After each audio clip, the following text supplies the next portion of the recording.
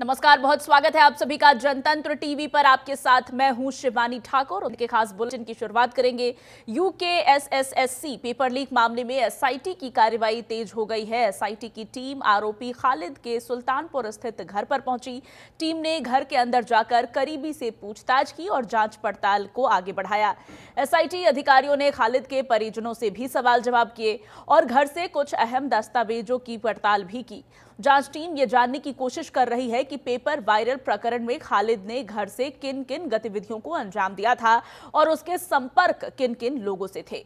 जांच में कई अहम खुलासे हो सकते हैं।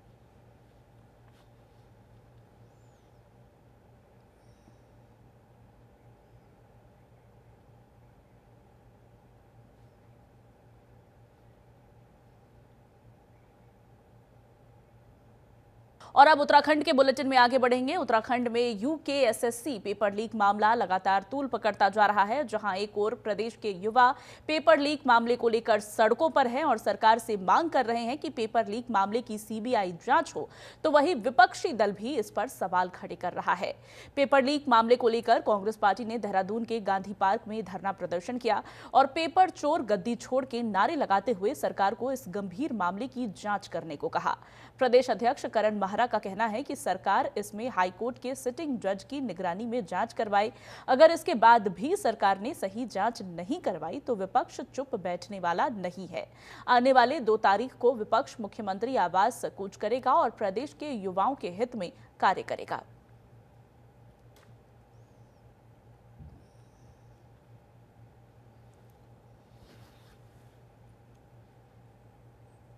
पेपर लीक को लेकर कांग्रेस भी लगातार सरकार को घेर रही है और प्रदेश अध्यक्ष करण माहरा ने स्पष्ट कहा है कि होनी चाहिए।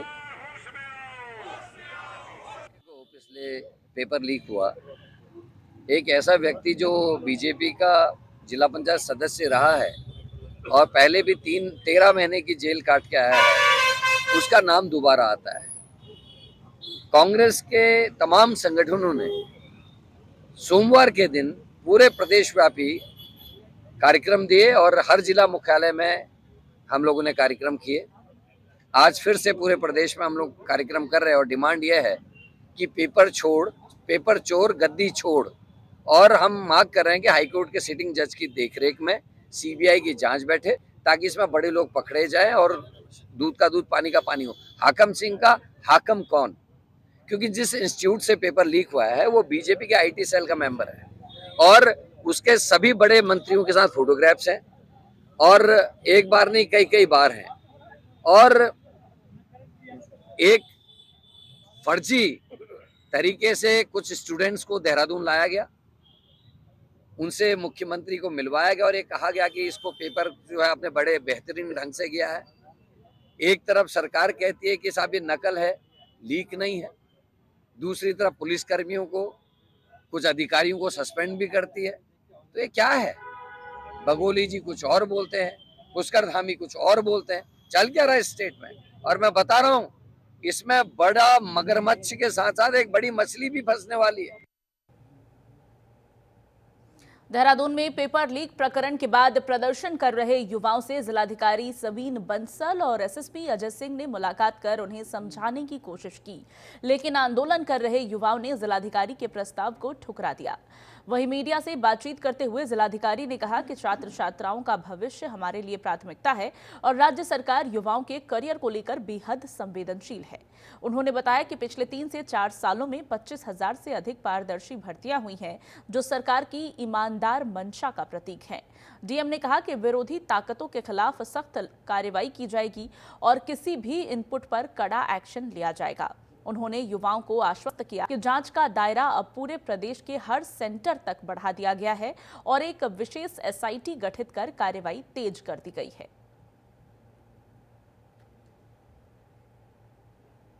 ये हमारे जितने भी छात्र छात्राएं हैं ये हमारे ही आमजन हैं और हमारी प्रशासन, राज्य सरकार, ऑनरेबल सीएम जो यूथ है, यूथ के करियर को लेकर बहुत संवेदनशील है।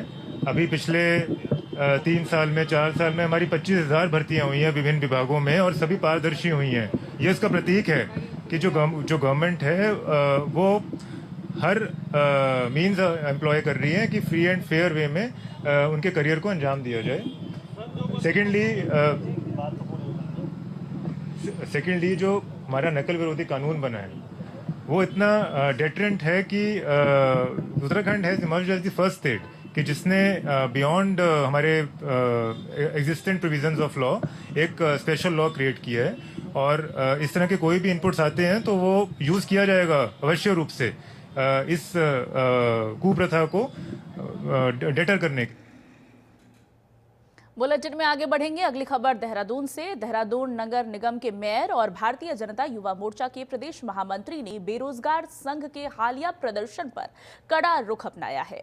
दोनों नेताओं ने साफ कहा है कि राजनीति के लिए युवाओं को गुमराह करने की कोशिश बर्दाश्त नहीं की जाएगी। मेयर सौरभ थपलियाल ने कहा कि देवभूमि में स्वतंत्रता जैसे नारे लगाने, नेपाल जैसे मुद्दों को खड़ा करने या भगवा को बदनाम करने की किसी भी साजिश को युवा कभी स्वीकार नहीं करेगा। वहीं भारतीय जनता युवा मोर्चा महामंत्री विपुल मदोनी ने आरोप लगाया कि बेरोजगार संघ के मंच पर मौजूद कुछ लोग खुद को राजनीतिक तौर पर स्थापित करने की कोशिश कर रहे हैं। उन्होंने कहा कि युवाओं को भटकाने की कोशिश करने वाले किसी भी मंसूबे को कामयाब नहीं होने दिया जाएगा। देखिए, देवभूमि के अंदर अगर इस प्रकार के नारे लगते हैं कि हमको चाहिए आज़ादी, और या इस प्रकार का वो होता है कि हम जो है उत्तराखंड को नेपाल बना देंगे, जैसे नेपाल में कुछ सर्कमस्टांसेस हुए, उस प्रकार से अगर ऐसा बोला जाता है और कहीं ना कहीं भगवे को अगर बदनाम करने की साजिश होती है, तो उसके खिलाफ जो यहाँ का युवा है, देवभूमि का युवा है, वो चुप नहीं बैठेगा। इसीलिए हम सब जितने छात्र नेता हैं, हम लोगों ने यहाँ पर आज प्रेस कॉन्फ्रेंस करी है, और जिसके माध्यम से हमने चेता दिया है कि अगर इस प्रकार की घटनाएं आपको आंदोलन करना है तो करिए, कि आप बातें मत कीजिए। कम से कम इस प्रकार की बातें बीच में बोल के और आप कहीं ना कहीं छात्रों को बरगलाने का काम कर रहे हैं, गुमराह करने का काम कर रहे हैं। देखिए, हमने कहा ना, वहाँ पे जो दो लोग हैं जो उत्तराखंड स्वाभिमान मोर्चा वाले, उनमें से एक लोकसभा का चुनाव लड़ चुका है, उसमें से एक विधानसभा का चुनाव लड़ चुका है। दोनों को विजय प्राप्त नहीं हुई, जन समर्थन उतना नहीं मिला।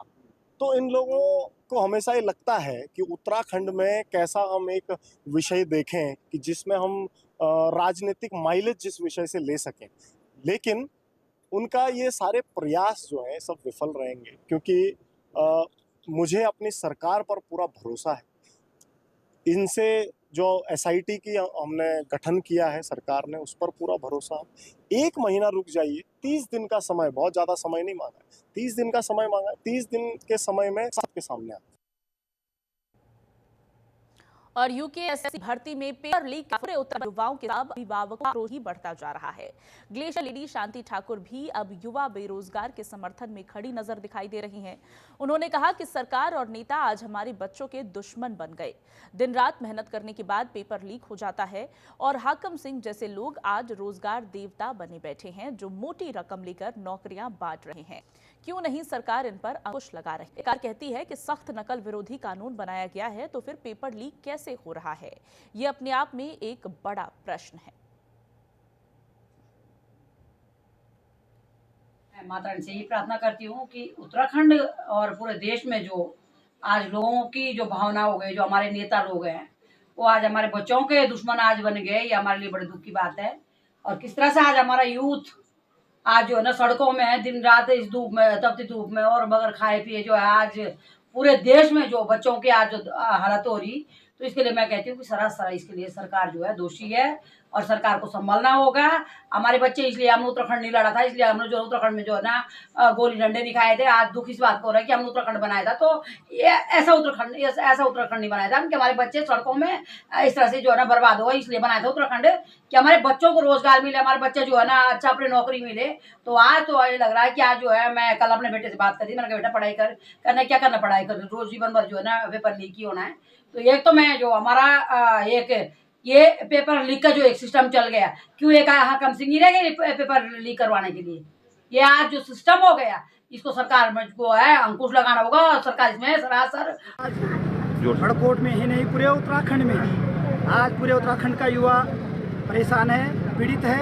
और ये जो बार बार भर्ती घोटाले उत्तराखंड में हो रहे हैं, उन सभी से आहत है। और बेरोजगारों के जो रोजगार पे डाका डालने का जो उत्तराखंड में काम चल रहा, और नकल रोधी कानून बनने के बाद भी अगर कुछ लोग ऐसा दुस्साहस कर रहे हैं तो कहीं ना कहीं बेरोजगारों के साथ एक खिलवाड़ किया जा रहा है उनके भविष्य से।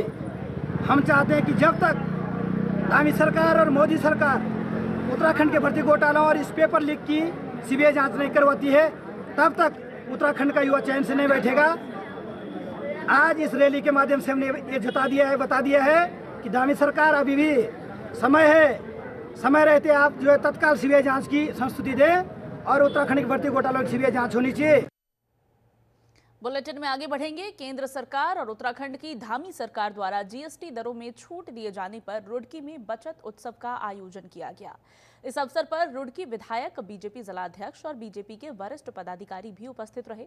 कार्यक्रम का शुभारंभ सिविल लाइन बाजार से किया गया। विधायक ने सभी व्यापारियों से उनके प्रतिष्ठानों पर जाकर मुलाकात की और सरकार के इस फैसले के बारे में व्यापारियों से बातचीत की।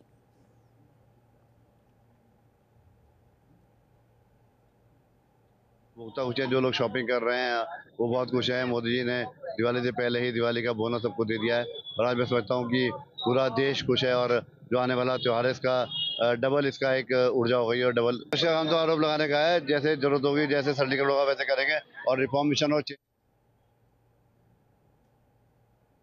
प्रदेश के पूर्व मुख्यमंत्री और महाराष्ट्र के पूर्व राज्यपाल भगत सिंह कोश्यारी ने बद्रीनाथ मंदिर सिंह द्वार से स्की माउंटेनियरिंग एसोसिएशन द्वारा आयोजित मोटर बाइक चैलेंज प्रतियोगिता 2025 का शुभारंभ किया और साइकिल्स प्रतियोगियों को बद्री विशाल का ध्वज प्रदान कर माणा के लिए रवाना करवाया। इससे पहले पूर्व मुख्यमंत्री ने श्री बद्रीनाथ धाम स्थित माणा रोड के पास GMVN देवलोक परिसर में मोटर बाइकिंग इवेंट MTB प्रतिभागियों को भी संबोधित किया और कहा कि ऐसी प्रतियोगिताओं से जहां पर्यटन को बल मिलेगा, वहीं बॉर्डर टूरिज्म को भी बढ़ावा मिलेगा। उन्होंने प्रतियोगिता में शामिल सभी प्रतिभागियों का हौसला भी बढ़ाया। संबोधन कार्यक्रम में विधायक और BKTC उपाध्यक्ष बतौर विशिष्ट अतिथि मौजूद रहे।